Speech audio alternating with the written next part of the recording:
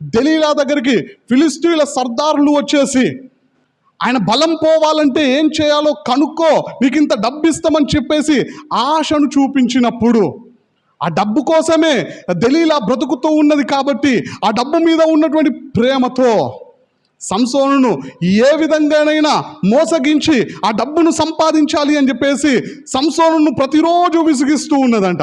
నీ బలం ఎందులో ఉన్నదో చెప్పు అని చెప్పేసి ప్రతిరోజు అడుగుతూ ఉన్నప్పుడు సంసోను భక్తుడు నిజం చెప్పట్లేడు. వాస్తవంగా ఆయన చేయాల్సినటువంటి పని ఏంటిది అంటే ఆమె దగ్గర నుండి వెళ్ళిపోవాలా, తన భార్యను జ్ఞాపకం చేసుకోవాలా.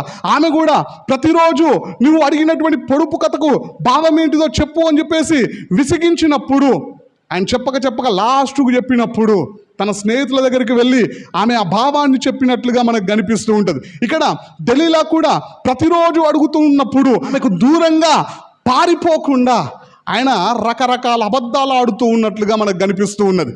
మొదటి అబద్ధం ఆయన ఆడుతూ ఉన్నది ఏమిటి అంటే 7 నివరంజి చువ్వలతో నన్ను బంధిస్తే నా బలం పోతుంది అని చెప్పినాడు. అప్పుడు ఆమె చేసినటువంటి పని ఏంటిదంటే క్రింది వచనాల్లో రాయబడి ఉంటుంది, ఆ ప్రయత్నం చేసిందంట, బలం పోలే.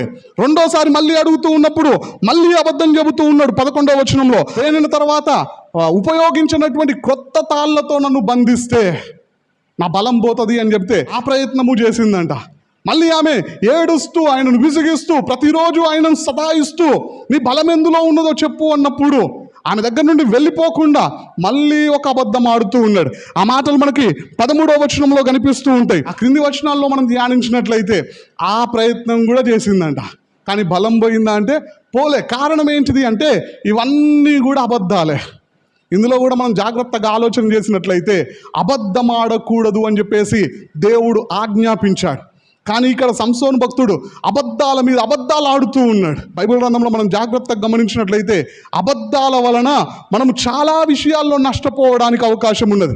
అబద్ధం ఆడే వారిని దేవుడే నశింపజేస్తాడని రాయబడి ఉన్నది. అబద్ధాలకు దూరంగా పారిపోమ్మని వాక్యం సెలవిస్తూ ఉన్నది. అబద్ధాలాడే పెదాలంటే దేవునికి అసహ్యమండి.